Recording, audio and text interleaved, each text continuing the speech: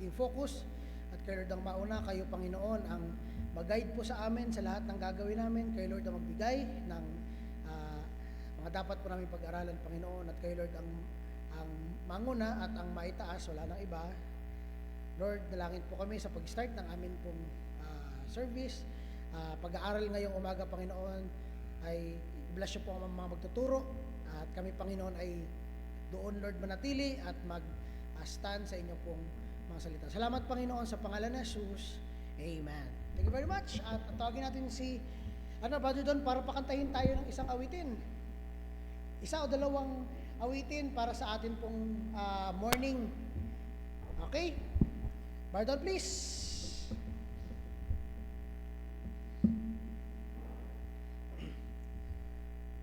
Okay, once again, good morning sa ating lahat. At sana nandiyan yung mga Bibles nyo, ha. Paghiwa-hiwalay natin mamaya, dapat may mga Bibles tayong dala. Okay?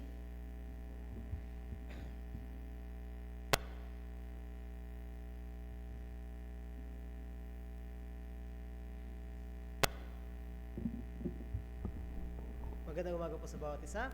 At sa ating po pagsisimula, tayo po ay magsitayo at tumawid po tayo ng isang Tagalog na awitin. Unahin natin ang papurihan ang Diyos. Yeah. Or to God be the glory on Tagalog. Papurihan ang Diyos.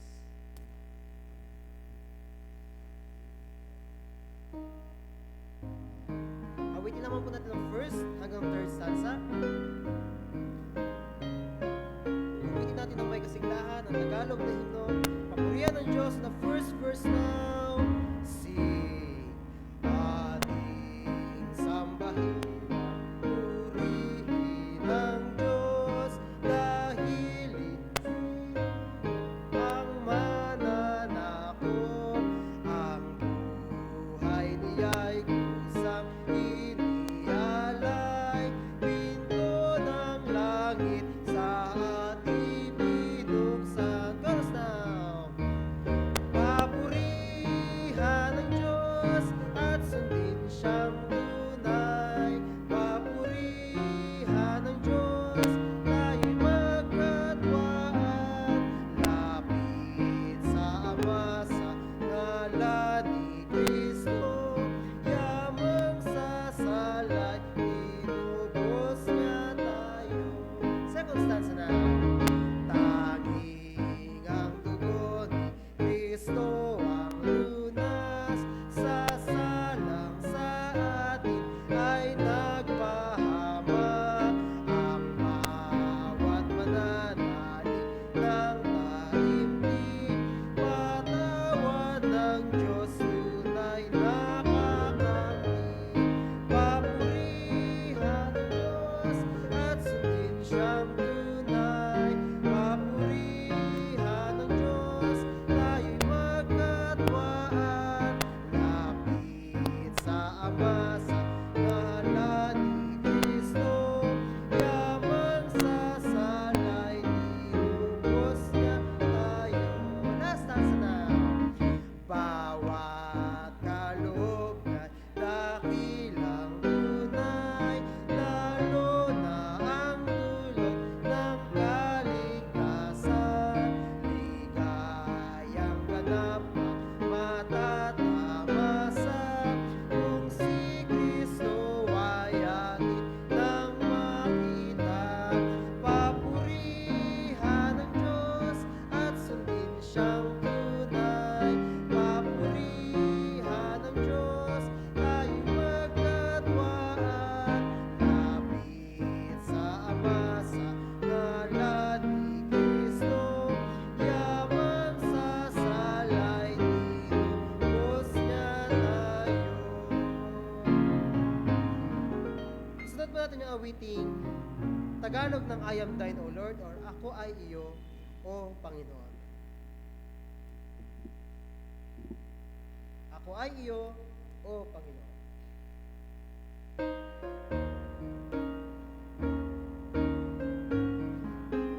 Tagalog po ng I am thine, O Lord.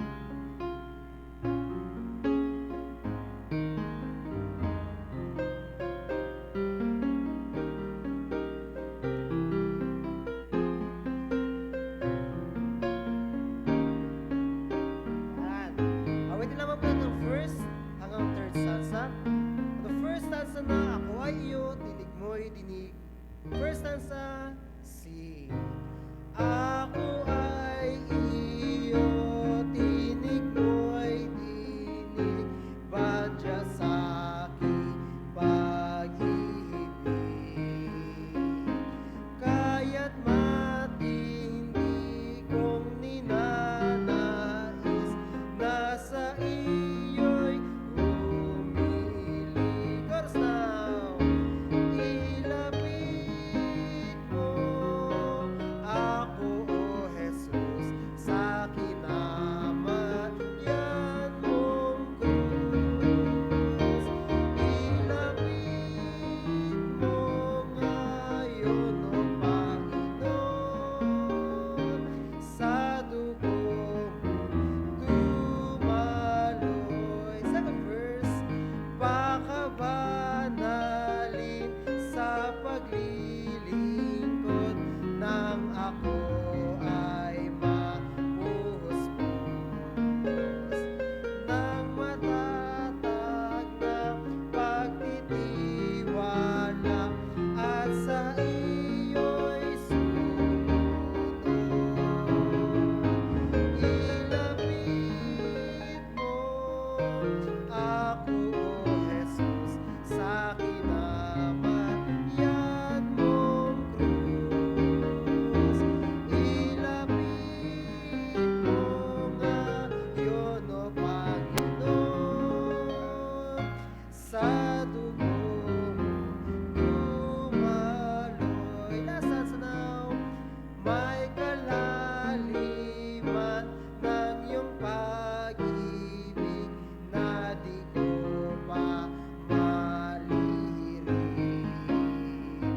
Ngunit ang ilog ay kumatawid, saka ko mababatid.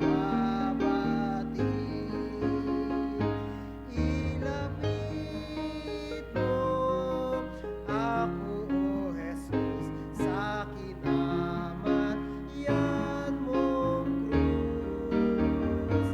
Ilapit mo ngayon, O Panginoon, sa dugo mong dumaloy.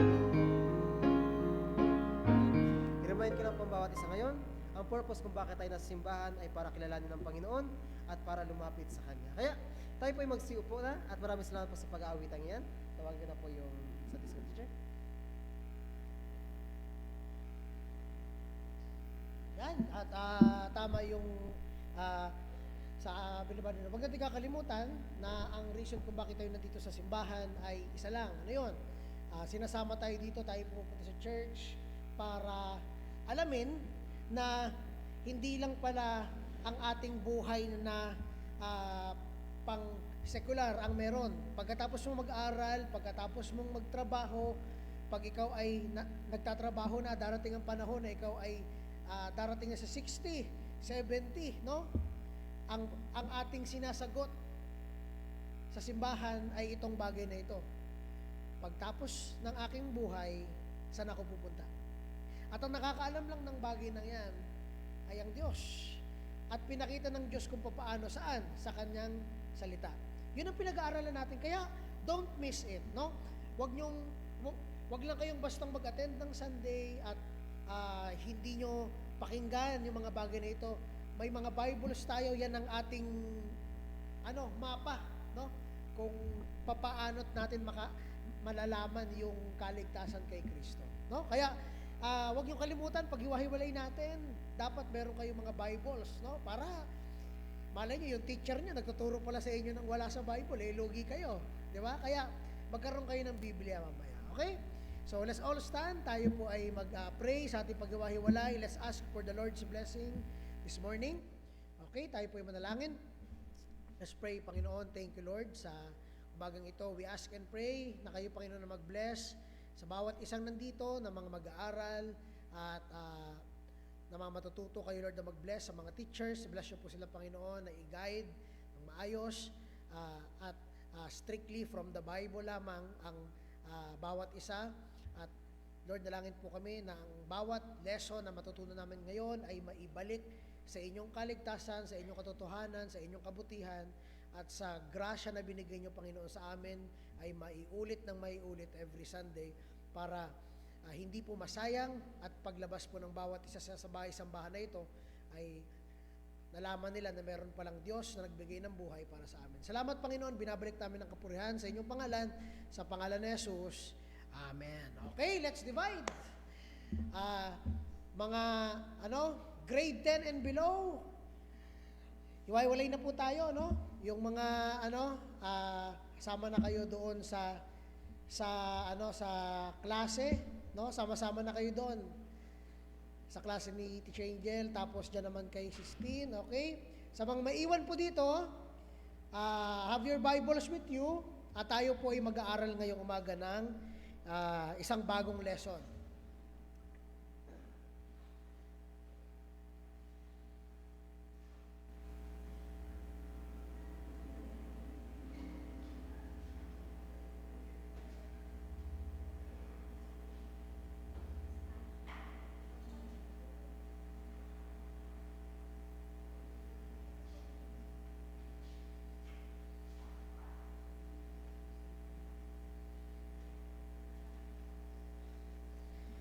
Okay, so magandang umaga po.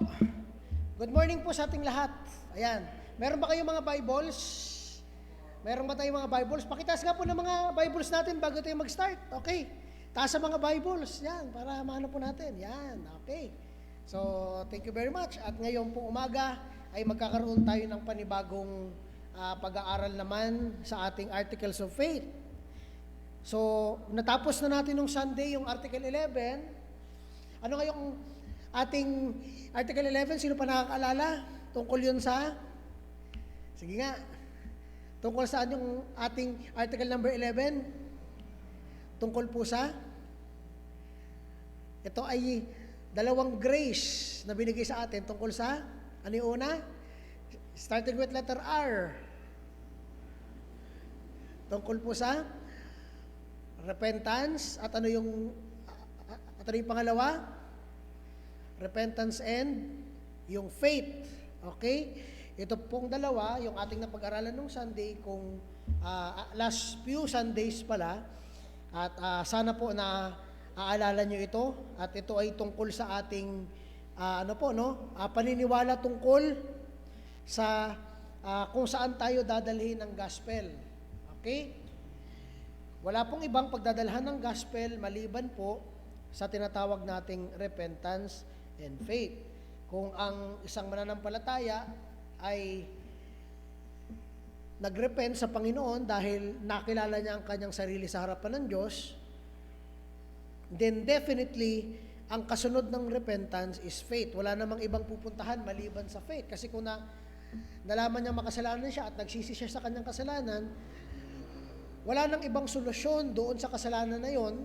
Hindi mo kayang bayaran yung kasalanan na yon, kahit maging mabuting tao ka, kahit maging mabuti ka sa mata ng mga tao, pero sa mata ng Diyos, nagawa mo tong mga kasalanan na ito, meron pa ring paghuhusga sa Diyos. At ang hustisya ay nagde-demand ng kaparusahan sa impyerno. No? At yun ang sabi ng Biblia. Kaya, tayo ay magrepent, at kasabay ng repentance ay yung tinatawag na pananampalataya. Tayo ay nagtitiwala saan? Sa ginawa ni Kristo sa krus, dahil yun ang nakapagliligtas. Okay? So, yun ang article number 11 natin. So, moving forward, punta po tayo sa article number 12.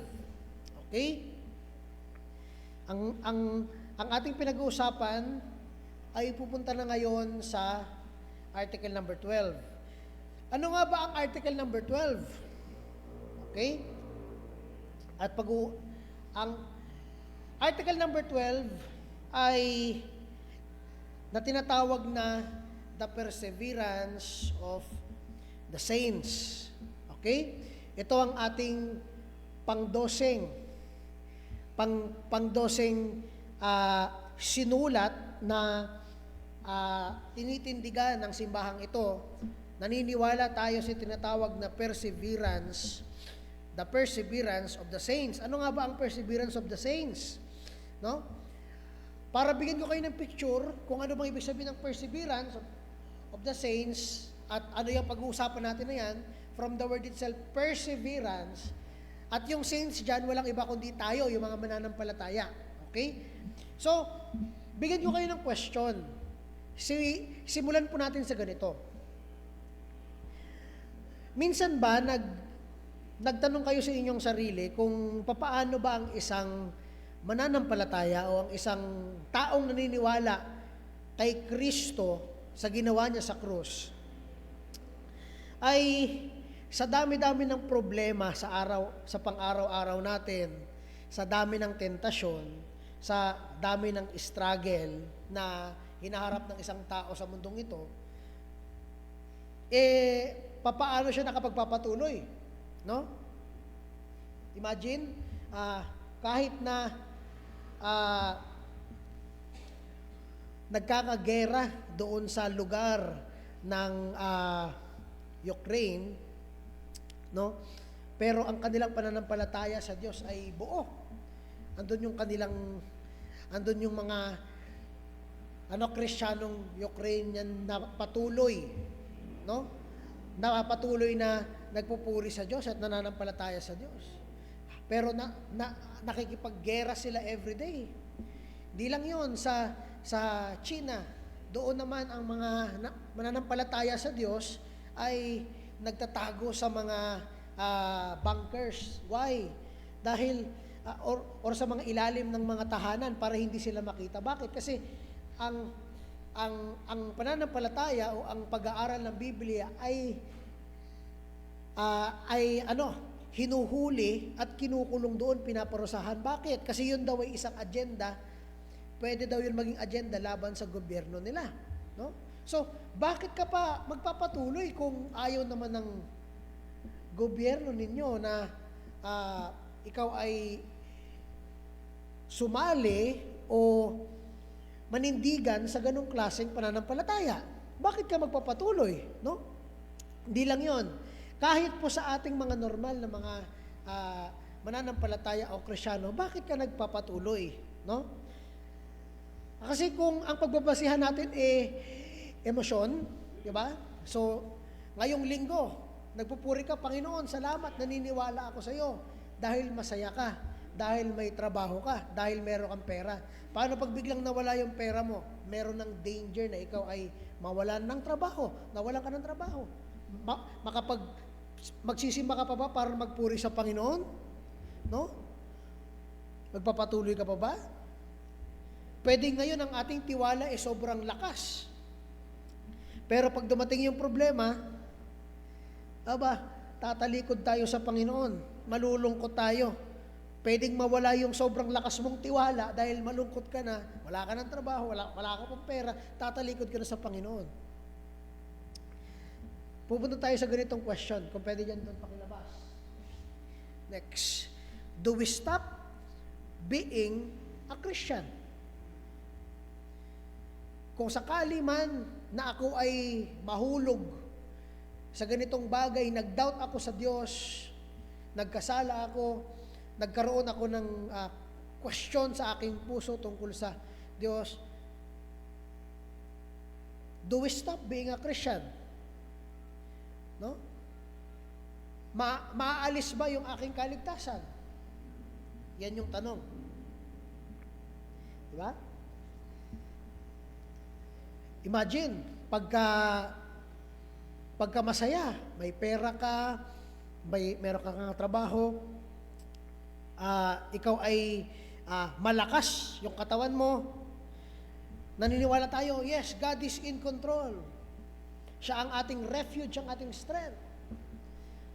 Tapos, dumating yung time na ikaw ay nanghina. Siyempre, papasok yung doubt. At pwede natin tanongin yung salvation, Lord, ligtas ba talaga ako? Bakit ganito nangyayari sa akin? I can do this. Ligtas ako. Ako ay na kay Kristo. Paano kung hindi mo na kaya gawin yung mga bagay na yon? No? Dati pupunta ako sa church dahil ako ay merong pamasahe papunta sa church. E nung wala ka ng pamasahe, Di ba? Paano kung hindi ko na kaya gawin tong mga bagay na to? Kristiyano pa ba ako? Makapagpapatuloy pa ba ako? Ang sagot sa mga question na yan ay pag-uusapan natin ngayon sa ating article number 12. No? Pag-uusapan natin ang perseverance of the saints. Pagka sinabi nating perseverance, ano bang ibig sabihin yan? Kung pwede nyo ito may isulat, isulat nyo. Pwede pakilabas dyan. Ang sabi ng diksyonaryo ay ganito. Ang perseverance, ibig sabihin niya, means patuloy na effort, continued effort, na gumawa or abutin ng isang bagay kahit na merong difficulties, merong failure, merong opposition. No? Nagkaroon ka ng struggle. Tumumba ka, nagkasala ka, no? Nagkamali ka, or merong humahadlang sa iyo, meron sa iyong sumasalungat. Makapagpapatuloy ka pa ba? Yun ang question talaga dito eh. Makapagpapatuloy ka pa ba? O ikaw yung klase ng Kristiyano na hanggang sa saya lang. Pero pag dumating na yung hirap, ay, bahala ka na dyan, Panginoon. Tapos magsisimba ka naman ulit pag masaya ka na. Nakabase sa ating emosyon. No? Naniniwala ka sa Diyos pag masaya, pero pag malungkot, walang Diyos. Di ba? Mga kaibigan at mga kapatid, pag sinabi nating perseverance, continuous effort. Masaya ka, patuloy sa Panginoon. Malungkot ka, patuloy sa Panginoon. No? May trabaho ka, magpasalamat ka sa Panginoon, patuloy sa Panginoon. Nawalan ka ng trabaho, bahala ka na, Lord. Hindi, patuloy pa rin sa Panginoon. Patuloy pa rin. Dahil mga kaibigan at mga kapatid, ito yung pag-uusapan natin, lilinawin natin sa araw na ito, ang ating kaligtasan ay hindi nawawala. Ang ating pananampalataya ay hindi nawawala. No? Pwede kang mag-question, pwede kang mag-doubt, pero hindi ka magiging hindi na ligtas. No? Bakit? Kasi pag sinabi nating nawawala ang kaligtasan, ganito mangyayari, pakinggan nyo. No? Mahulog ka na sa bangin, tapos iniligtas ka ng Diyos. Okay? Niligtas ka ng Diyos. Pagtapos kang iligtas ng Diyos, pinabayaan ka na ng Diyos, bahala ka na dyan. Siyempre, yung isang tao na walang alam, walang pakialam, ay babalik at babalik sa pinanggalingan niya. Kasi doon siya sanay. Okay? Kaya, pag nakakilala tayo sa Panginoon, ang una niyong dapat tandaan ay itong doktrinang itong pinag-uusapan natin, yung perseverance of the saints. At alam ko, narinig niyo na rin ito minsan. Mamaya, maintindihan niyo ito. No? So, ngayon, dahil hindi ako nakaprint, ipapakita ko na lang sa inyo kung ano yung nasa article natin. Okay? Pwede mo dyan doon napakilabas. Una, we believe, sa church na ito, we believe this. We believe that only those who endure until the end are real believers. Ulitin ko po. We believe that only those who endure until the end are real believers. Anong ibig mo sabihin niyan, Brother David? Para naman para naman nakakatakot yun na statement mo. Di ba? Maglagay tayo ng disclaimer. Hindi natin ito pag-uusapan para maghusga. Kung hindi, pag-uusapan natin ito para i-remind ang iyong sarili, para i-remind ang bawat isa na sa ating simbahan, ito ang ating marka. ito ang marka ng isang mananampalataya. Ang marka ng isang mananampalataya ay nagpapatuloy sa Panginoon. Ang marka ng isang pananampalataya ay nagpe-persevere, nag-endure. Ulitin ko yung tanong. Ano nga po ulit ang ibig sabihin ng perseverance? Ibig sabihin ay nagpapatuloy kahit na anong problema ang dumating, may kaaway, ikaw man ay bumagsak, tatayo ka pa rin para magpatuloy. Nakuha po ba natin? Yun ang ibig sabihin ng perseverance, nagpapatuloy, nag-endure. Narinig nyo na to. Kung bibigyan natin ng ibang words ang perseverance of the saints, ito ang maalala natin. Okay? Listen to this. Once we are saved once and for all. Ulitin ko po. Once we are saved once and for all. Ano bang ibig niyan sabihin, mga kapatid? No? Ano ibig sabihin niyan? Once ikaw ay naligtas, ikaw ay ligtas na once and for all. Anong ibig sabihin niyan? Simulan natin sa ano ang hindi niyan ibig sabihin, kasi syempre, once saved, always saved. Anong ibig sabihin nun? Ito ang usually pumapasok agad sa isip ng mga tao, no? At ng ibang mga reliyon. Ay, ano yan? Pag ikaw naligtas, ligtas ka na. Ibig pa niya sabihin, ganito, ito po. Ito ang hindi niya ibig sabihin. Next nun. This does not mean, number one, hindi ibig sabihin ng katagang yan na pwede na akong magkasala dahil ligtas na ako. Ligtas na ako kaya hindi na ako mapupunta sa impyerno. Pwede na pala akong magkasala. Walang tunay na Kristiyano ang mag-iisip ng ganyan. Alam niyo po kung bakit? Dahil sa kaligtasan pa lang natin, malaking faktor na ang tinatawag nating kasalanan.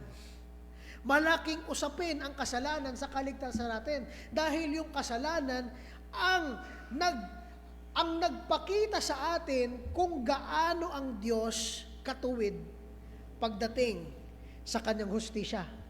Wala siyang pakialam kung hari ka o isa ka lang normal na tao.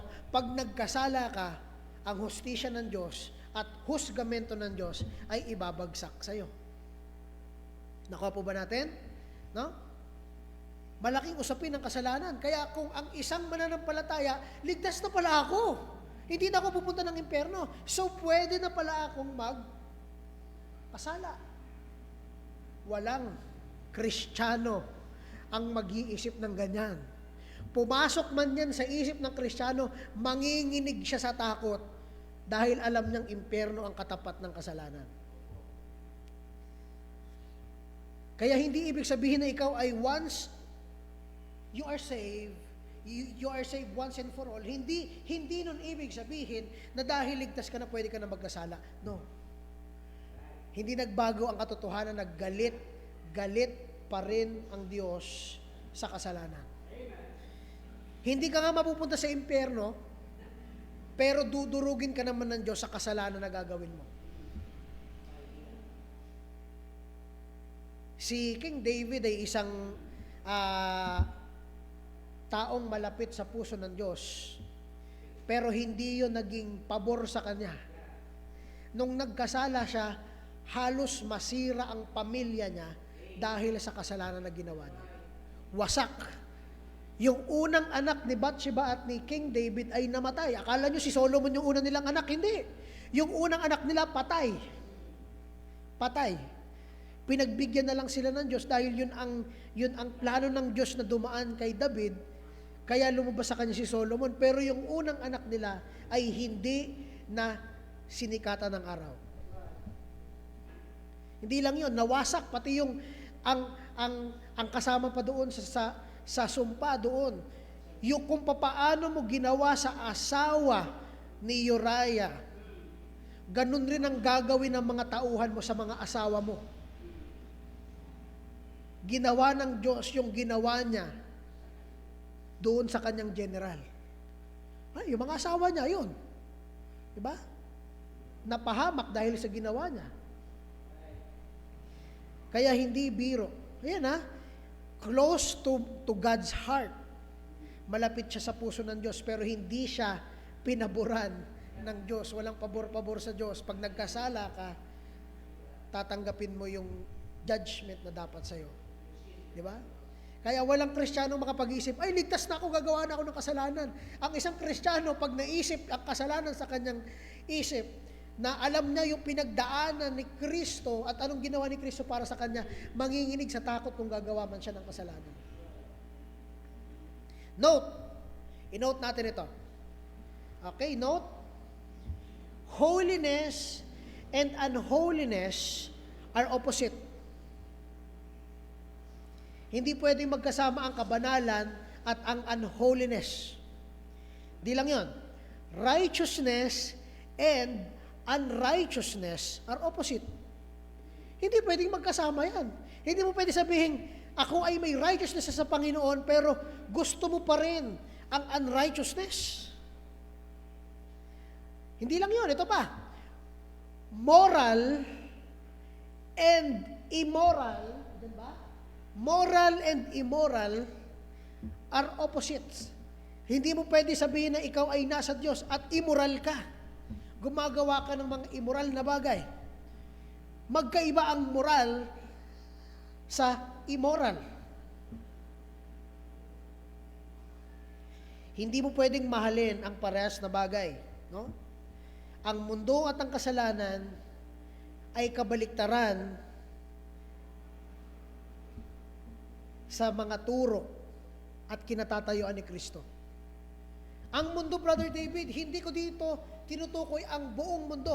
Dahil ang buong mundo ay punong-puno ng pagmamahal ng Diyos. Pinapakita dyan ang pagmamahal ng Diyos. Kung hindi, ang tinutukoy natin dito ay yung sekular na mundo na kung saan ang pinipili ng mundong ito ay magkasala at mahalin ng kasalanan. Ito yung tinatawag natin na world. Yung mga bagay, mga konsepto, ideolohiya, filosofiya, no? Na mas pipiliing magkasala sa harapan ng Diyos kaysa gumawa ng maayos. Okay? So, hindi nun ibig sabihin na I can do all I want because I'm already saved. Ano yung pangalawa? So, ibig sabihin, once we are saved once and for all, ibig sabihin pala nun, pag ako ay naligtas, hindi na ako magkakasala. Mali rin ang ganyang kaisipan. Hindi rin ibig sabihin na once you are saved, you cannot sin. Mali po ang ganyang kaisipan. Ang tawag dyan ay sinless perfection. Hindi ito magic na pag ikaw ay naniwala, may kokontrol sa'yo para hindi ka na magkasala. Mali po yun. Mali. Sinless perfection. Mali po yan. Bakit? Kasi, aminin nyo man o sa hindi, Kristiyano na kayo ngayon, pero may mga tentasyon si Satanas sa bawat isa sa inyo. At any hour, any day, pwede kayong pabagsakin ng kasalanan. At yan ang katotohanan. Hindi natin kayang takasan habang tayo ay nandito pa sa ating lupang katawan. No? Any hour, any day, any time, pwede kang pabagsakin ng kasalanan dahil sa tentasyon na binibigay sa iyo. Ibig sabihin, kung pwede ba dyan doon may labas, we can sin. No? We can sin. We can still sin. Hindi pa tapos. Pero, ano pagkakaiba? Akala ko pag naligtas na ako, hindi na ako magkakasala. Magkakasala ka pa rin. Anong pinagkaiba? Meron ka ng fighting chance. Nung wala ka pa sa Panginoon, wala kang pakialam sa kasalanan. Nung nakilala mo ang Panginoon, nalaman mo na mali ang kasalanan, ilalagay ka nito sa impyerno, kaya dapat baguhin mo ang isipan mo sa kasalanan. Repent. At manampalataya ka kay Kristo. Bakit? Kasi siya ang magbabayad ng kasalanan mo na hindi mo kayang bayaran, ilalagay ka sana sa impyerno, pero tinanggap na ni Kristo. Yung pagkadurog mo sa impyerno, tinanggap niya na yon para maligtas ka. Ngayon, magkakasala ka pa rin. Pero anong pinagkaiba? Kaya mo nang lumaban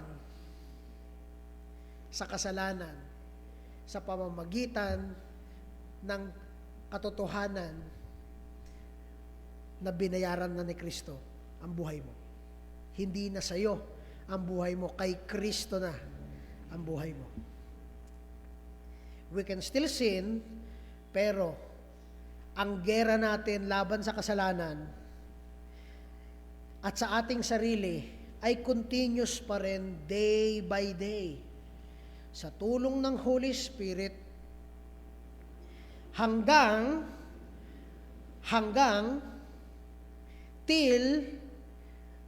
bumalik ang Panginoong Jesucristo or mauna tayo sa Kanya. No? Grabe ang Brother David, pero totoo yan. Ang laban natin sa kasalanan hanggang kamatayan. Hanggang sa huling araw ng ating buhay. Kaya kung kayo ay complacent, ay okay, naligtas na ako, nagpipreach na ako sa church, nagtuturo na ako sa simbahan. Yan ang magiging pagkatumba mo. Ang tawag dyan ay complacency. Ibig sabihin, kumbaga, kampante ka na. Tapos naalala mo, sabi sa Biblia, ang diablo ay parang leon na naghihintay lang na the moment na ibaba mo ang iyong kalasag, tatalunan ka niyan. Nakita mo ba natin? Nakita natin yung katotohanan, no? Araw-araw tayo nasa gera. Nasa gera tayo sa kasalanan. Yun ang reason kung bakit we don't mean when we say once we are saved, we are always saved. Hindi natin ibig sabihin nun na hindi na tayo magkakasala. Magkakasala pa rin tayo, patuloy pa rin ang laban, either na mauna tayo sa Panginoon, no? Or dumating siya, nabuhay pa tayo. Okay? Ngayon, punta tayo sa ibig sabihin ito. Next doon. Once we are saved once and for all. Ibig sabihin nito ay ganito. Yung mga naligtas at na kay Kristo, at yung mga naligtas ay nagpapatuloy kay Kristo. Ganun kasimple. No? Pag sinabi natin, once saved, you are always and once and for all saved, hindi na mawawala ang kaligtasan mo. Patuloy ka sa Panginoon. Patuloy ka sa Panginoon. Hindi nun ibig sabihin, ulitin ko lang, hindi nun ibig sabihin na, ay, dahil ako ay ligtas na, hindi na ako mapupunta ng impyerno, pwede na ako magkasala. Hindi nun ibig sabihin ay ganon. Dahil, sabi ko nga sa inyo, ang aking argument sa inyo, walang isang maayos na isip na Kristiyano ang mag-iisip na, ay, ligtas na ako, hindi na ako pupunta ng impyerno, pwede na pala ulit ako magkasala. Walang Kristiyano ang maayos ang pag-iisip na mag-iisip ng ganon. Kung siya man ay mag-isip ng ganon, isa lang ang ibig sabihin, hindi siya tunay na naligtas dahil hindi niya naiintindihan ang bigat ng kasalanan sa kanyang kaligtasan. Pangalawa, hindi nun ibig sabihin na, ay, dahil ligtas na ako, hindi na pala ako magkakasala. No. Kasi pag ganun ang iyong kaisipan, lahat ng gagawin mo ay sa tingin mo tama na. Kaya nagkakaroon tayo ng mga kulto sa Pilipinas. No? Kahit na mali na yung pinagagawa, akala nila tama na kasi, ay nasa Panginoon ako eh. Sugo na ako ng Panginoon, kaya yung sasabihin ko, gagawin ko, ay tama at pakinggan nyo. Mali yun. Kahit tayo ay ligtas na sa simbahang ito, we accept na tayo ay mga faulty and sinning creatures pa rin. No? Tayo ay makasalanan pa rin sa harapan ng Diyos. Naniligtas niya lamang, binigyan lamang ng biyaya, pero pwede pa rin tayong magkasala. Ang ibig sabihin ng once saved, we are always saved, na ang mga anak kay Kristo, ito lang. Ganito kasimple. Nagpapatuloy, lumalaban sa kasalanan, sumusunod kay Kristo, sa Kanyang katotohanan, sa Kanyang kabanalan, sa Kanyang righteousness, at sa Kanyang mga pangako. Okay? Intindihan mo ba? Nagets mo ba? Okay? Nakikinig po ba? Okay? Mahalaga po ito. Para hindi tayo ma-confuse. Ligtas na ako. Di ba? Now what? Ano ibig sabihin nun? Ang kaligtasan mo ay hindi joke. Ay, joke lang. Di ba? Or ang kaligtasan mo ay hindi temporaryo. Ngayon ligtas ka, bukas hindi. Dahil ngayong Sunday, feel mo, Lord, ligtas ako, I love you, Lord. Kinabukasan, nagka-problema ka, nawalan ka ng trabaho. Mahal mo pa rin ba ang Diyos? No? Andun pa rin ba yung tiwala mo sa Diyos? You see that?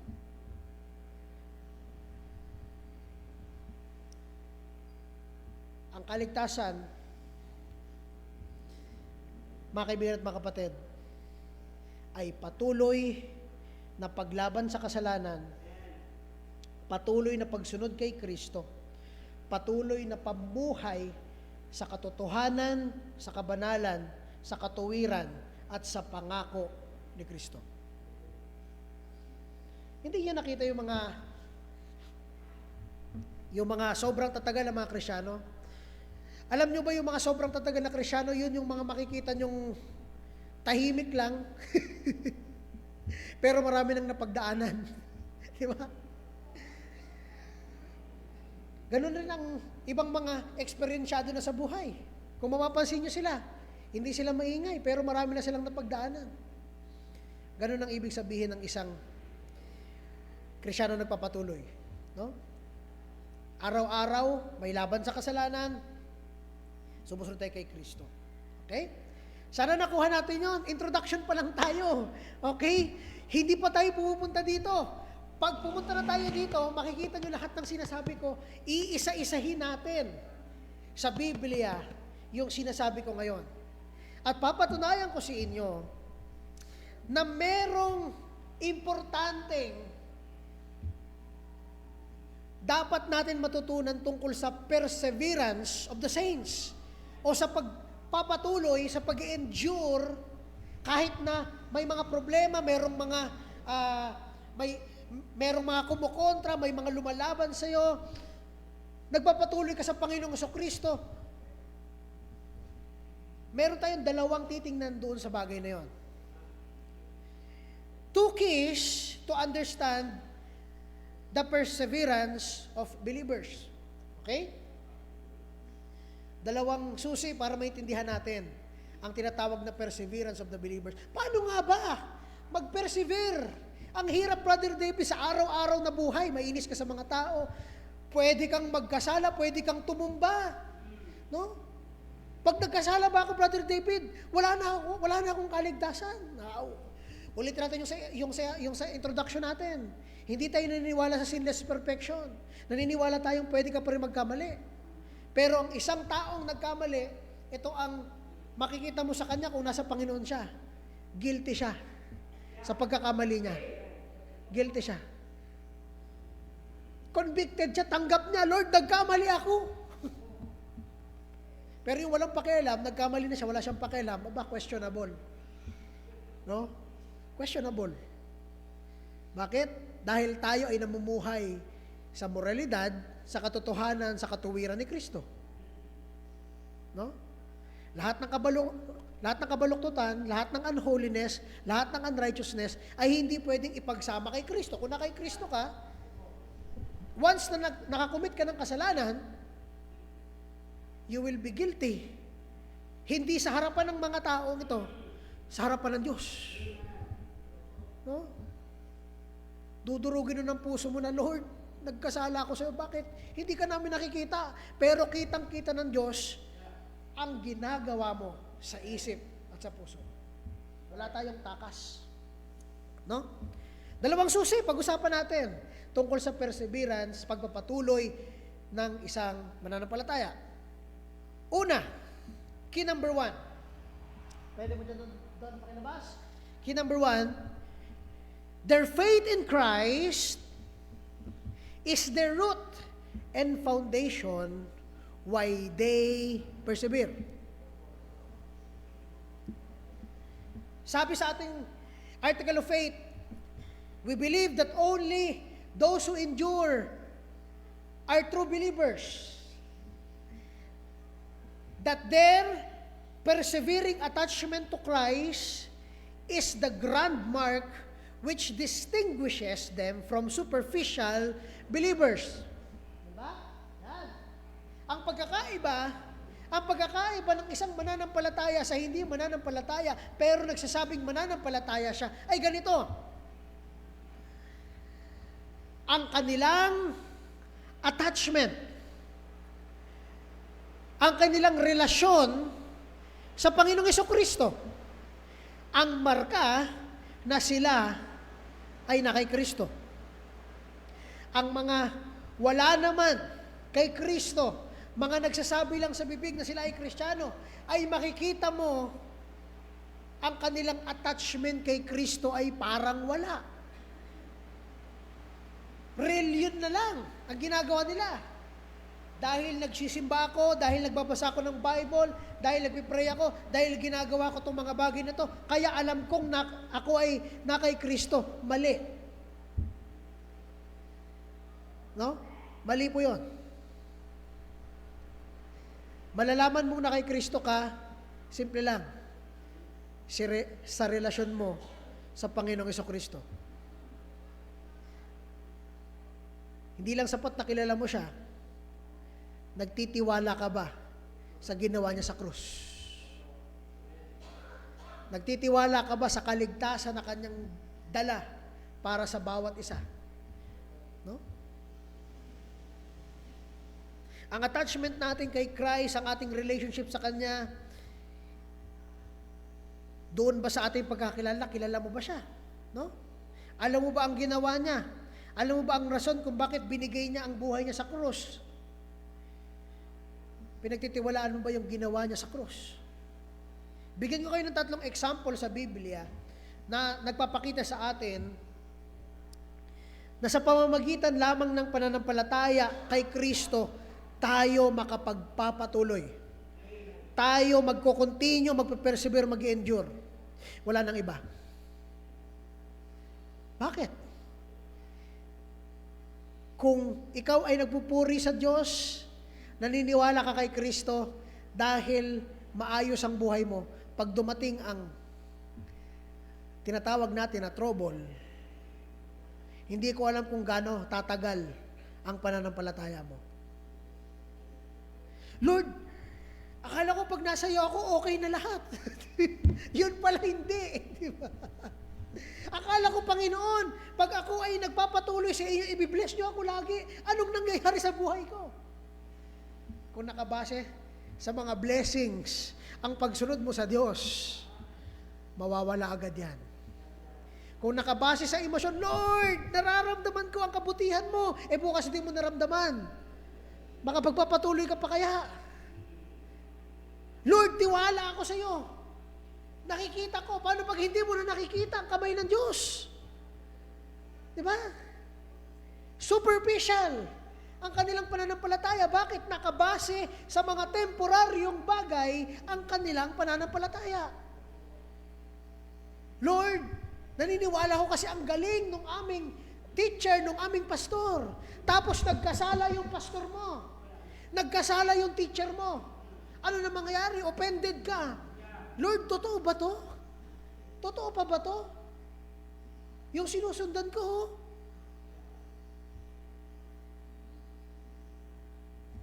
Tatlong example na magpapakita sa atin na sa pamamagitan lamang ng pananampalataya kay Kristo tayo makapagpapatuloy. Example number 1. Mahaba-haba ito mga kapatid. Ngayon, i-require ko kayong kunin ang inyong mga Bibles dahil marami-rami tayong babasahin at titingnan natin contextually ang sinasabi ng Biblia sa mga bagay na ito.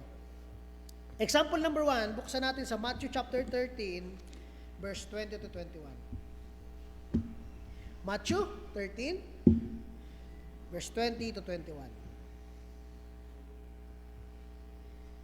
Ang example na ito, next doon, sige. Ang example na ito, gusto ko makita ninyo,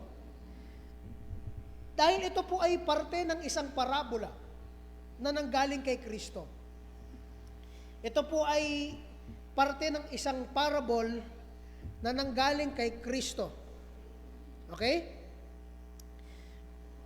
Ngayon, bago tayo magpatuloy, babasahin natin ang Matthew chapter 20 verse 21. Nababasa niyo po ba? Yung nakasulat o maliit? Nababasa niyo po ba? Nababasa niyo? Okay, nababasa naman. Sige. Okay na po yan. Buksan natin sa Matthew 13, verse 20 to 21. Verse 20 tayo. Sabi sa verse 20, andyan na po ba kayo? Say amen. Okay, yung iba, andyan na ba kayo? Get your Bibles para ma-experience natin sabay-sabay yung mga katotohanan na nanggaling kay Kristo. No? At hindi lang galing sa akin. Pati kayo, nabasa nyo, maintindihan niyo verse 20. Ano pong sabi dyan? So verse 20. Okay, babasahin ko sa Tagalog. Ang napahasik sa mga batuhan ay iyong nakikinig ng salita. Okay?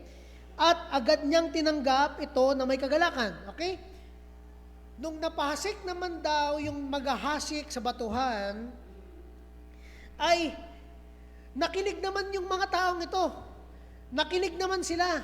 Pagtapos nilang makinig, ay yung gospel o yung katotohanan, tinanggap agad nila na may kagalakan. Okay? Tinanggap agad nila ito na may kagalakan. Verse 21. Ano nangyari?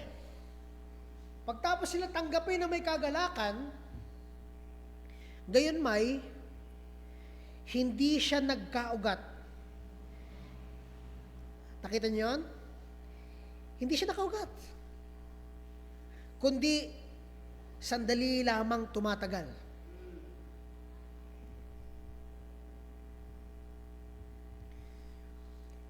Tinanggap niya yung katotohanan at masaya niyang tinanggap yon. Pero dahil hindi nga siya nakaugat, hindi siya nakaugat,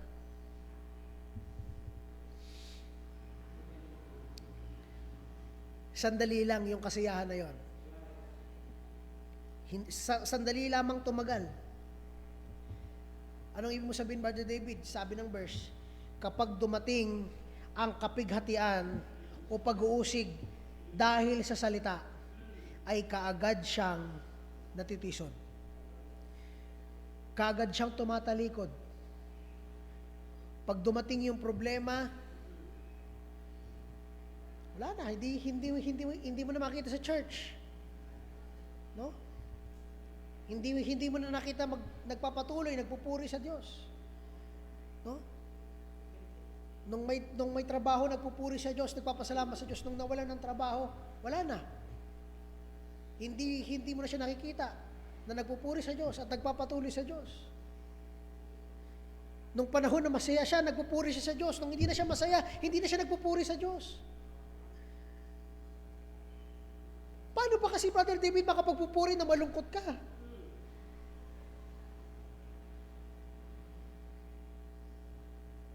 Yung tinatawag nating thanksgiving. Paano ka makapagpapasalamat na malungkot ka? No? Anong lumalabas? It's all about me. Hindi ako masaya eh. Ba't ako magpapasalamat sa Diyos? May buhay ka. Nakapagpapatuloy ka pa rin sa buhay mo. No? May pagkain ka pa naman. Meron ka pa naman tahanan. No? Wala ka pa naman sakit. Meron ka lang problema na nawalan ka lang ng trabaho. Diba?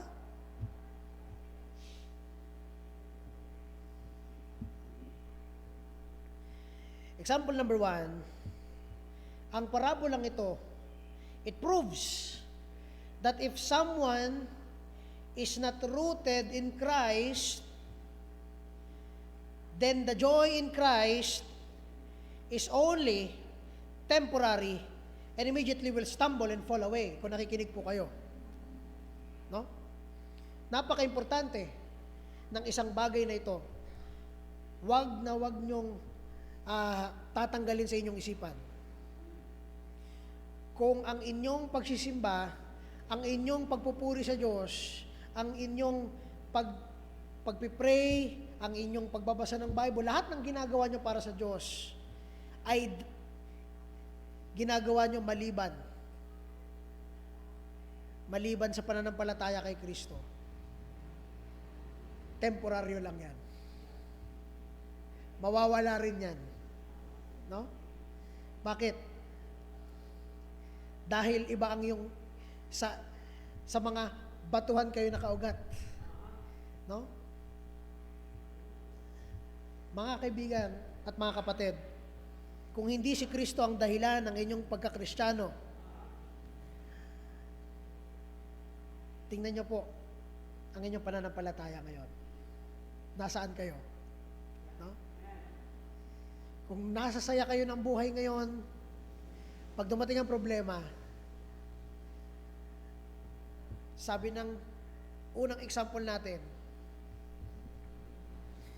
merong saya, pero madaling mawawala. Madaling maalis. Okay?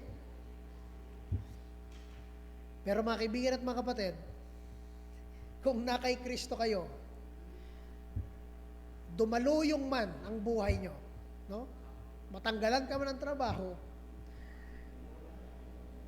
mawalan man ng kung anong mahalaga sa iyo,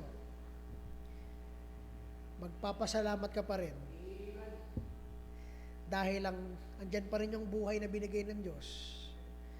At yung kaligtasan ni Kristo ay hindi pa rin nagbabago. Once you are saved once and for all.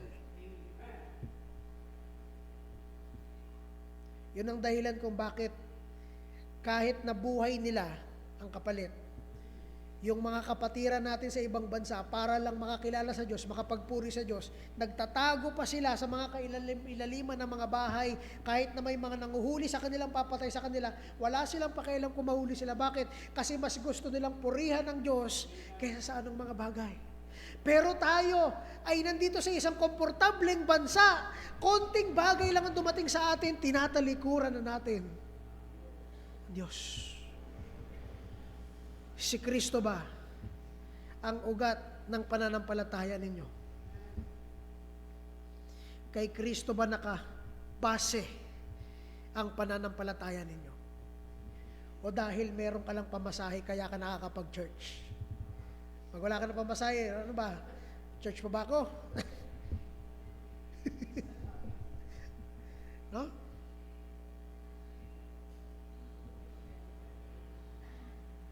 Example number 2. Ito, mahaba-haba ito ng konti. John chapter 6, verse 66 to 69. Nakuha po ba natin yung unang example? No?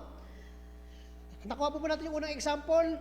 Kung hindi tayo nakaugat kay Kristo, ang kasiyahan na pagiging Kristiyano ay temporaryo lang. Mawawala rin yan dahil hindi talaga tunay na ligtas. Ikaw ay nakarinig lang, naintindihan mo lang, pero hindi ka talaga tunay na ligtas. Hindi ka nagpatuloy.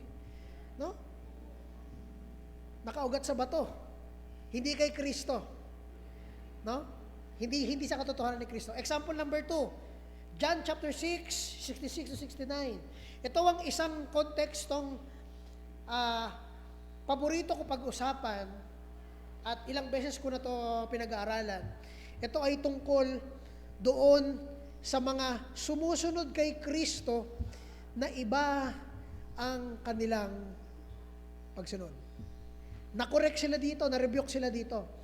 Pero ang gusto ko pong makita natin dito ay ito, specifically. John chapter 6, verse 66 to 69. Okay? Iisa-isahin natin ito. Verse 66. Diyan na kayo, say amen. Bigyan ko kayo ng konting summary. Bibilisan ko lang, isa-summarize ko sa inyo ng maiksi para maintindihan nyo yung konteksto. Pagkatapos ni Kristo magpakain sa 5,000 na katao, nagpakain siya nung 3 tinapay at 2 isda, pinarami niya para makakain yung maramihan, no? So, nakakain sila. Pagtawid ni Kristo sa kabilang dako, sumunod yung mga tao, no? Pero pagdating nila doon, ang sabi ni Kristo sa kanila, huwag kayong sumunod para makakuha kayo ng mga temporaryong bagay lamang. Bakit? Kasi sumunod pala sila kay Kristo, hindi dahil naniniwala sila kay Kristo. Sumunod sila kasi may pagkain. No? Kasi napakain sila. Kaya sumunod sila sa Panginoong Kristo. Yun yung simula ng John chapter 6.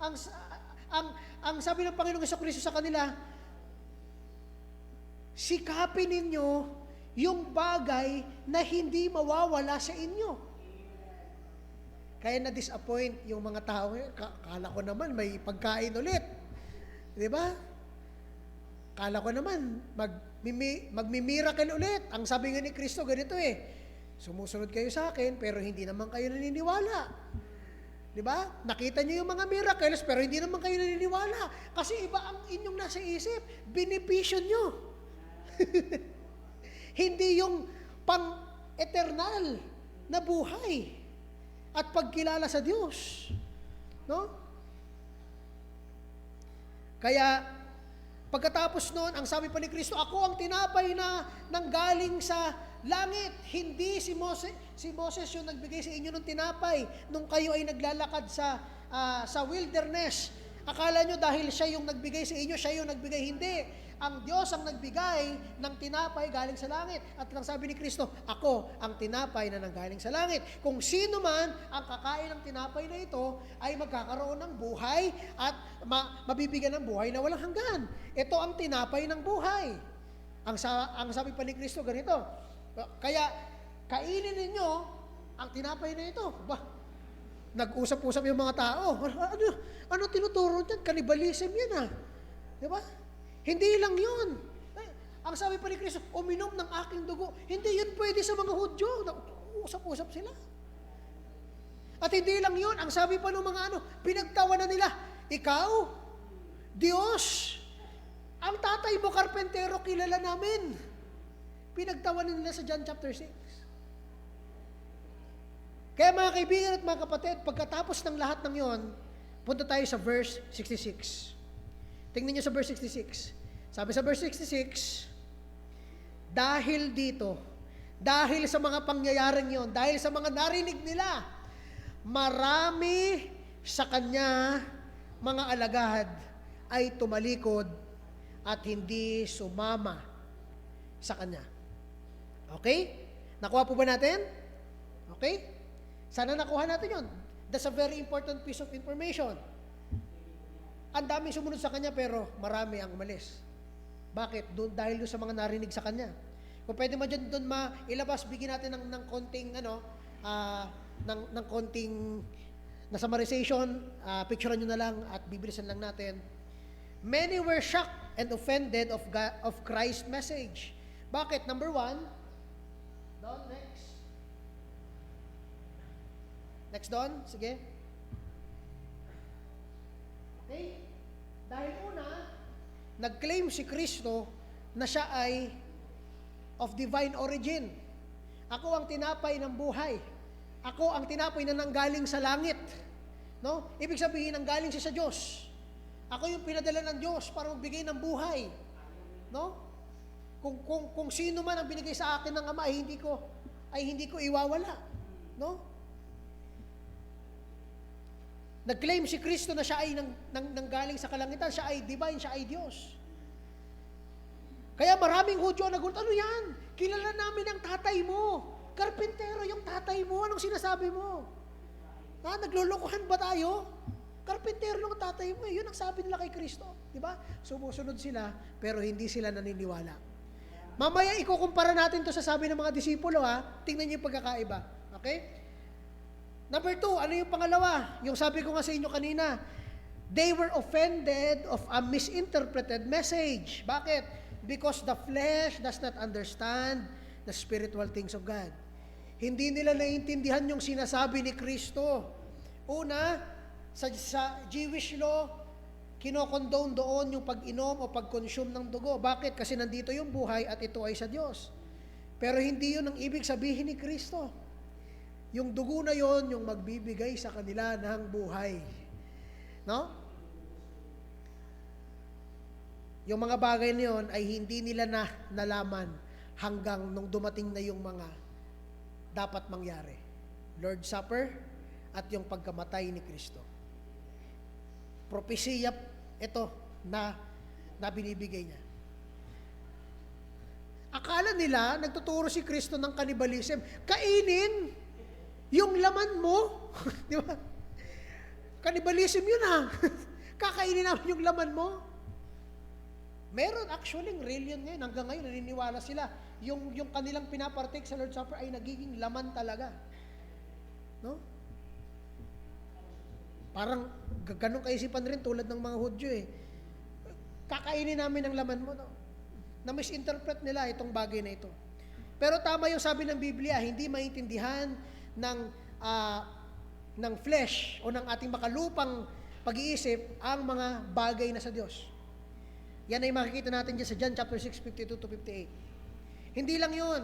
Number 3, sila ay naghihintay para sa isa pang miracle. Pero hindi pa rin sila naniniwala. Okay? Yun yung mga bagay na misinterpret nila. Na-offend sila sa mga mensaheng ito ni Kristo. Pero tingnan nyo, marami sa kanilang umalis. Pakinggan nyo ang sabi ng mga disipulo. Verse 67. Sabi ni Jesus sa 12, ibig din ba ninyong umalis?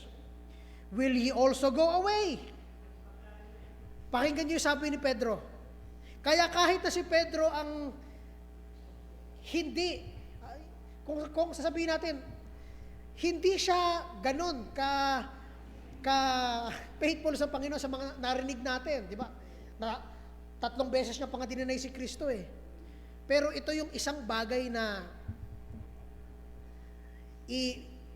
i-commend natin sa kanya. Sabi ng verse 68, sumagot sa kanya si Simon Pedro, Panginoon, kanino kami pupunta? Anong ibig sabihin nun? Bigyan nyo kayo ng isang example. Okay? Meron kayong kilalang ospital na 24/7 nakabukas. Yung ibang ospital nakasarado na. Yun lang yung isang ospital na alam nyong bukas. Tapos pagpunta nyo doon, sabi ng guard sa inyo, wala na ba kayo ibang mapupuntahan? Doon na lang kayo. For sure, ito rin ang sasabihin nyo, saan pa kami pupunta? Ito ang alam naming bukas na ospital. Ito ang alam naming pwede kaming agad-agaran mabigyan ng kagalingan. Ganon rin yung sinasabi ni Pedro dito. Nung nabanggit niya yung salitang, saan kami pupunta? Ibig sabihin, si Kristo lang, kahit siya ay Hudyo, napatunayan niya, nung kasama niya si Kristo, na si Kristo ay Diyos. At wala nang iba pang nagtuturo ng tama at ng katotohanan na nanggaling sa Diyos maliban kay Kristo. Kaya handa si Simon Pedro ibigay yung buhay niya. Maliban nung nanghina yung kanyang damdamin nung dininay niya si Kristo nung namatay na siya. No? Pero buong buo yung loob niya dito, saan pa kami pupunta, Panginoon? Binanggit niya kung bakit. Ikaw ang may salita ng buhay na walang hanggan. Naintindihan niya yun.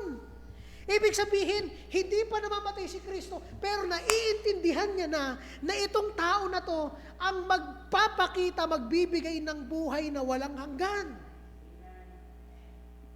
Naintindihan niya yun. No? Meron kasing mga mga nagpipreach ngayon na nagsasabing, ay hindi ni Pedro, hindi si Pedro naniwala ng buo kay Kristo hanggang siya ay namatay, doon lang siya naniwala. Hindi pa ito, sabi ng verse na to, dito pa lang naniniwala siya si Kristo ang may salita ng may buhay na walang hanggan, na nagbibigay ng buhay na walang hanggan. Ibig sabihin, dito pa lang alam niya na itong tao na to ang magbibigay ng buhay na walang hanggan. Verse 69, and we, siya, bilang spokesperson ng mga disipulo, and we believe and are sure. Tingnan niyo itong words na ito. And we believe and are sure, sigurado kami, sumasampalataya kami, sigurado kami, that thou art, that thou art Christ. We have believed and confidently trusting. And even more, nagtitiwala kami. Hindi po ito blind faith, ha? Hindi nagsitsamba-tsamba si Peter dito. Ito po ay by personal observation and experience. Bakit? Nakasama niyang mahabang panahon si Kristo. Kaya kumbaga sa history, nakita niya yung mga, kung paano tumatulog, kung paano mag-toothbrush, kung paano gumising, nakita niya yun lahat. At wala siyang nakita doon na mukhang hindi to Diyos, mukhang tao lang to talaga na anak ng karpentero. Wala siyang nakitang ganun. Hindi siya magsasabi ng ganito, naniniwala ako, and I surely believe that thou art the Christ. Na ikaw yung Holy One of God, yung pinangakong magliligtas, the Christ, the Son of the living God. Anak ng buhay na Diyos.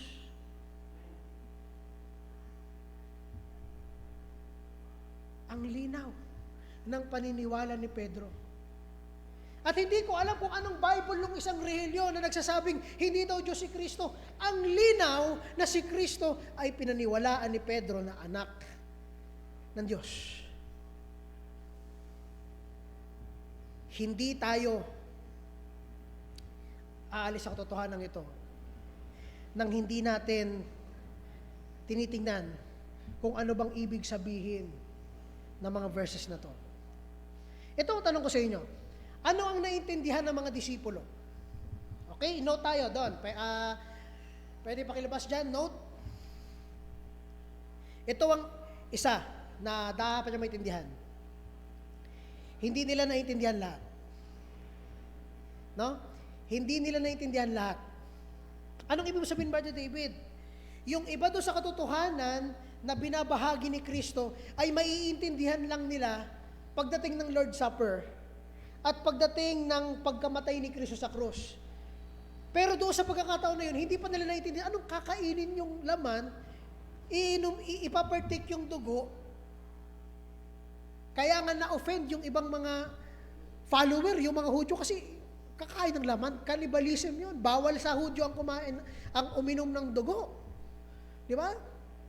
Pero sila, for sure, hindi pa nila naintindihan yung bagay na yun. Hindi lahat naintindihan. Hindi lahat naintindihan ng mga disipulo. They did not comprehend everything. No? Ito ang isang bagay na kailangan natin i-note. Pero itong dalawang bagay na to, ang for sure naintindihan nila. Number one, they understand Christ speaks truth. Naintindihan nila na si Kristo ay nagsasabi ng totoo. Why?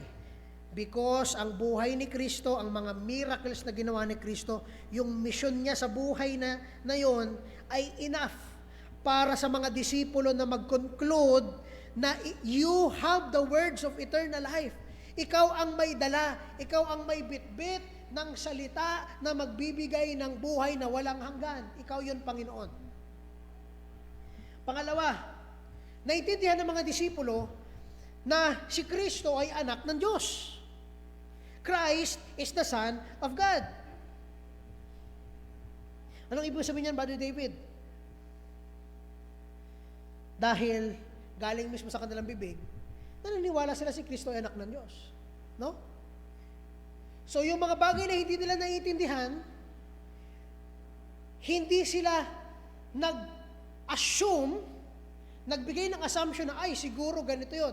Siguro, hindi sila nag-speculate. Itiniwala nila yung katotohanan na yun sa Diyos, habang sila ay merong paniniwala sa Diyos at kung sino siya. Ibig sabihin, mga kaibigan at mga kapatid, example number 2, the followers stumbled and turned back from Christ because of a hard saying. Pero yung mga disciples, the disciples continued because, because they knew who Christ is. That's the difference. Yun ang pagkakaiba ng dalawa. Yung mga followers, dahil lang sa isang hard saying, tinalikuran nila si Kristo. Pero yung mga disciples, nagpatuloy sila. Bakit? Kasi kilala nila yung nagsasalita. Pero yung mga followers, hindi. Superficial yung paniniwala nila eh. Di ba? Sumunod sila dahil meron sila nakukuha. Pero the moment na merong matigas na salitang sinabi si Kristo sa kanila, makasalanan kayo, kailangan nyo ng magbibigay ng buhay, talikod sila lahat. No? May hindi lang sila naintindihan, tumalikod na sila. Pero kung kilala mo ang Panginoong Kristo, magpapatuloy kayo tulad ng mga disipulo. Example number 3. At magtatapos tayo dito because it's already 9:59. Sabi ko, isang session lang itong article number 12 eh. Kaso hindi talaga kaya. Okay? Example number 3. Ito rin yung pangatlong example. Third example. 1 John chapter 2 verse 19. 1 John chapter 2 verse 19.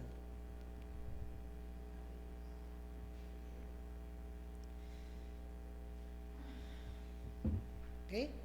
So nakita niyo sa dalawang example. No? Kung hindi si Kristo, yung unang example, kung hindi si Kristo, ang ating root, ang ating foundation, pansamantala lang,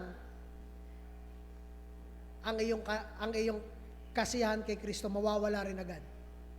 Yung pangalawang example, nakita natin, yung mga sumusunod kay Kristo ay tumaliko dahil sa isang mahirap na kasabihan ni Kristo, pero dahil kilala siya ng mga disipulo, nagpatuloy sila. Dahil sa kanilang pananampalataya at sa kanilang pagkilala sa Panginoong Kristo. Pangatlong example, 1 John chapter 2 verse 19. Nandiyan na kayo? Say amen. Okay, babasahin natin. Okay, basahin natin sabay-sabay tayo sa Tagalog. Sila'y lumabas sa atin, ngunit sila'y hindi sa atin. Sapagkat kung sila'y kabilang sa atin, ay magpapatuloy sana silang kasama natin. Ngunit sa paglabas nila, ay ginawa nilang maliwanag na silang lahat ay hindi kabilang sa atin. Example number 3 says, those who are not of us will not continue with us. In the faith. In the faith. Ano ibig sabihin ba ni David? Kasi baka isipin nyo, ay, dahil wala na siya sa church, hindi talaga siya ligtas. Mali. In the faith. Nagpapatuloy in the faith. Ibig sabihin, hindi man siya dito nag-church, siya ay nando sa ibang lugar, nagpapatuloy siya doon, nagpapatuloy pa rin siya. Pero pag hindi na siya nagpatuloy sa kanyang pananampalataya, kahit saang lugar man siya mapunta din, definitely, it's a mark. This is a mark. Ibig sabihin, he is not one of us. Dahil kung siya ay kasama natin, kung siya ay na kay Kristo talaga, magpapatuloy siya. No? Magpapatuloy siya. Kahit walang nakakakita sa kanya, kahit hindi siya nakikita ng mga nandito, ando siya sa ibang lugar, mag-church pa rin siya, magpapagamit pa rin siya sa Panginoon, ipipreach niya pa rin ng gospel. Bakit? Kasi siya ay na kay Kristo. He is in the faith, he is continuing the faith. Kaya kung wala na siya sa atin, edi, ang sabi nga dyan ng writer, edi ginawa niyang maliwanag na hindi talaga siya sa atin. No? Mahirap pa nito tanggapin, pero hindi natin dapat basta lang ibabase sa feelings natin ang kasiguraduhan ng kaligtasan. Paano kung siya talaga ay hindi sigurado? Pero, ay dahil matagal ka na sa church, I think naman ligtas ka na, huwag kang mabibigay ng ganoon. Isa lang ang basihan ng kaligtasan.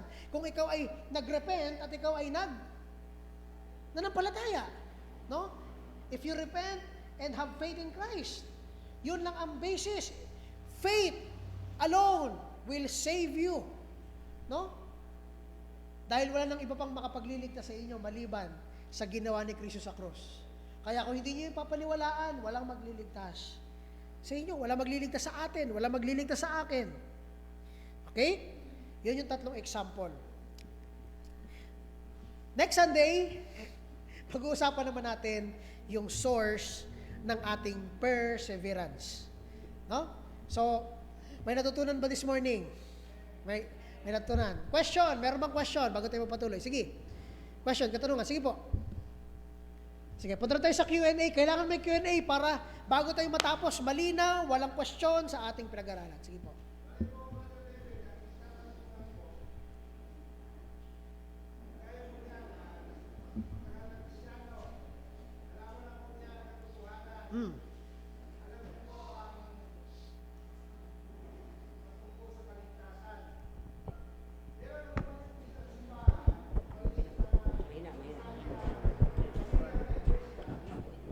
Lord. Na-convert siya sa ibang relihiyon. Ibig sabihin, nagpalit siya ng relihiyon. Yun ba yung bang natututunan niya sa salita ng Diyos ay sabihin natin mababaw lang o hindi talaga siya naligtas. Dahil pagdating niya sa ibang lugar, lumipat naman siya sa ibang relihiyon dahil may natuklasan naman siyang ibang katotohanan. Okay.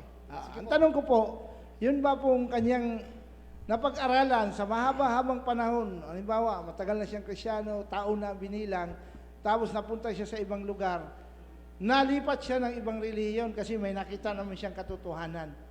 Yun pang bagay na napag-aralan niya sa salita ng Diyos ay no effect o wala talaga, hindi siya naligtas. Okay. Base rin po sa pag-aaral ng salita ng Diyos. Salamat po. Okay po. So, sasagutin natin ng dalawang perspektibo, tapos yung isa, i-detail natin base sa ano. Una, hindi po reliyon ang basihan ng kaligtasan. Okay? So, yun ang una kong ibibigay sa inyo. Hindi reliyon ang basihan ng kaligtasan, ang pananampalataya kay Kristo ang basihan ng kaligtasan. Pangalawa, pagdating po doon, nagpa-convert siya, doon natin lalagyan ng degree. Una, merong, dahil hindi nga reliyon ang basihan ng kaligtasan, ibig sabihin, okay lang na mag-church siya sa iba. However, maglalagay tayo doon ng limit. Saan? Okay? Yun bang simbahan na yon ay nagtuturo ng tamang kaligtasan? Dahil merong mga Baptist na iba-iba ang kanilang church polity, iba-iba ang kanilang pinanghawakan pagdating sa mga minor doctrines, pero kung ang major doctrines nila ay mali, ibig sabihin hindi talaga siya tunay na ligtas. Bakit? Imagine, naniniwala tayo na si Kristo ay Diyos. Nagpa-convert siya sa isang reliyon, nag-church siya sa isang reliyon na si Kristo ay hindi Diyos. Ligtas ba yun? Hindi. Di ba? Pero kung doon siya nag-attend sa church, na isang church na naniniwala sa Trinity, naniniwala na si Kristo ay Diyos, na ang kaligtasan ay by grace alone, by faith alone, ang authority ay scripture lang, okay? At ang lahat ng ginagawa natin is for the glory of God alone. Dahil walang problema. Kahit na anong Emmanuel Church, Bible Church, Baptist Church, basta sa major doctrines, nagpapatuloy siya. Wala tayong problema doon. Pero kung ang kanyang a-attend na church ay naniniwala na si Kristo ay hindi Diyos, no? Or naniniwala na ang kaligtasan ay nawawala, delikado na 'yon. Di ba? So, nag-gets po ba yung doon sa bagay na po, yun nakuha ko po yung paliwanag niyo po. Ang kuwan ko lang kasi doon, kaya ko tinanong, kasi may mga, sabihin na natin, may kakilala tayo na mga ngaral ng salita ng Diyos at sabihin natin na napag-aralan din niya ang Biblia bilang isang mangangaral.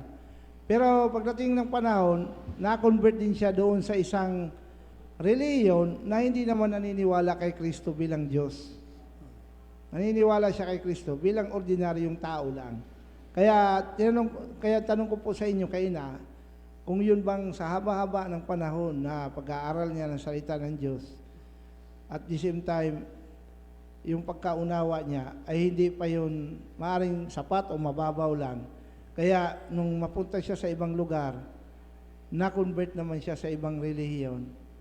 Dahil may natuklasan siya at may naintindihan. Pero tama po yung sagot niyo dahil sa major na doktrina, kung hindi akma doon sa major na doktrina ang kanyang napupuntahan, ay malaking problema po yan. Salamat po. Thank you po. Okay, so ayan. So, also, inote po natin, idagdag lang natin, hindi tayo ang dapat maging basihan kung siya ba ay ligtas or hindi. No? Laging ang Biblia ang magiging basihan. Hindi ako magko-conclude. Pero kung yung kanyang paniniwala ay sumasalungat na sa katotohanan ng kaligtasan dito, edi questionable. Di ba? Ito na magsasabi na parang questionable ang kanyang pananampalataya. Dagdag siguro po, may dumaan dyan kaninang text na yung nasaboy na binhi, tumubo doon sa ibabaw ng bato. Alam natin dito sa Pilipinas, bilang mga magsasaka, mga Pilipino, na ang plant o ang isang halaman dapat sa lupa. Dahil ito po ay nabuhay din siya eh. Naniwala din siya, nag-Bible din siya, nag-pray din siya. Pero hindi nga siya nakaugat ng maayos sa salita ng Diyos, pwede talaga mawawala yon sa pagdating ng mahabang panahon. So yan, dinaanan po yung kanina na ibabalik lang natin na kahit saan mo pagdalhin, pabalik-balik din mo man ang pagkakataon, kapag siya ay nakarinig, excited siya, nabubuhay din siya, nagkakatubo din yung halaman o yung binhi, pero dahil hindi nga siya kay Kristo nakaugat, hindi pananampalataya galing kay Kristo ang kanyang dala, kundi pananampalatayang galing sa kanya lang, mawawala dito dahil dito nakaugat at ito'y mamamatay sa pagdating ng tamang panahon. So yun po siguro. Okay, so yun.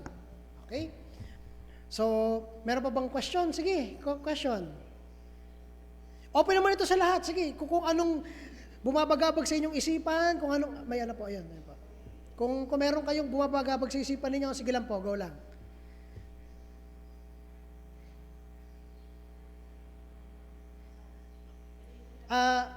Mga ano, please, Audiotech, pakiayos ng mic. Bilang Kristiyano, kailangan po na tayo, sabi sa Bible, search the scriptures, mag-aral din tayo. Tapos, maliban sa search the scriptures, try every spirit. Hindi lahat na napapakinggan natin sa online, sa mga nagpumupunta sa atin, ay papaniwalaan natin. Try every spirit.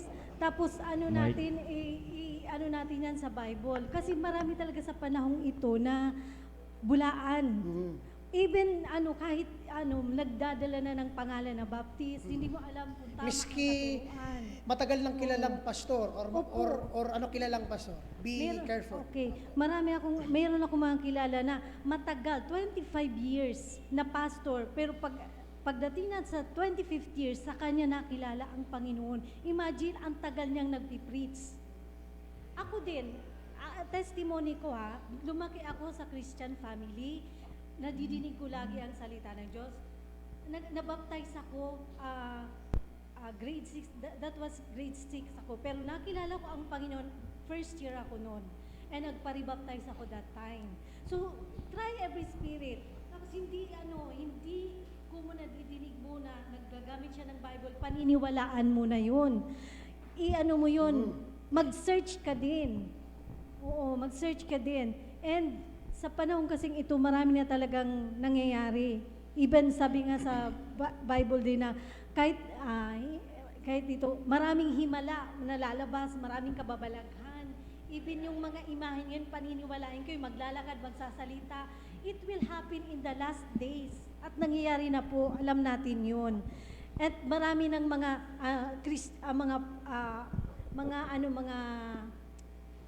preachers, mga pastors na tinitingala noon, and I warn you kasi ito kasama namin noon, laging speaker sa amin noon, nang nandoon pa kami sa school na pinanggalingan ko. Eto, nalidinig nyo siya lagi sa ano ba yan, sa Facebook, sa online. He used the scripture, pero tinitwist niya yon ang mga salita ng Diyos. Oo. That's Ed Lapis. Mag-ingat kayo sa mga ano yan. I say that mag-ingat kayo. Kasi nagsasalita siya, maganda sa pandinig nyo, pero may mga katuruan na tinitwist niya ang Hindi talaga. Kaya nadinig ko ilang beses, sabi ko, hindi ko matanggap. Sabi ko, bakit ganito ang tinuturo ito? Hindi, akala ko, sabi ko, hindi siya dati ganito. Bakit pagdating ng panahon, nalihis. Iba na ang katuruan na So, be careful. Maging maingat po tayo lahat. Okay, so ayan. Need natin talaga maging very careful. Ang basis natin, again, hindi yung ating intellect. Ito ha. Kaya importante na may ganito kayo. Kung wala pa kayong ganito, hingi kayo diyan, bibigyan kayo para meron kayong panghahawakan at panlaban sa mga maling doktrina. Sige po. Tama po yung sinabi ni Nanay Ems. Kasi yun, si Pastor Ed, ay may station po yun ng radyo. Far Eastern Broadcasting Center.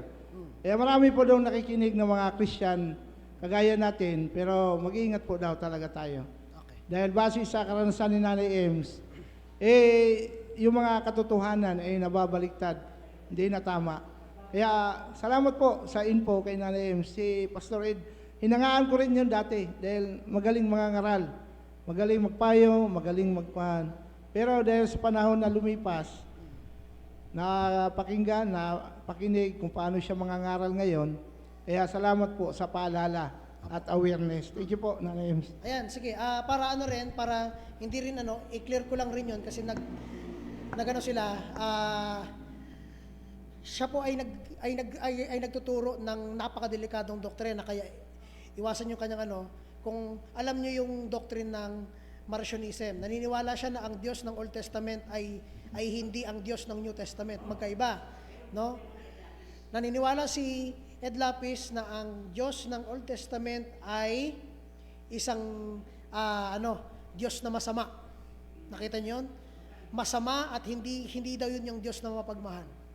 'Di ba? Pero guess what?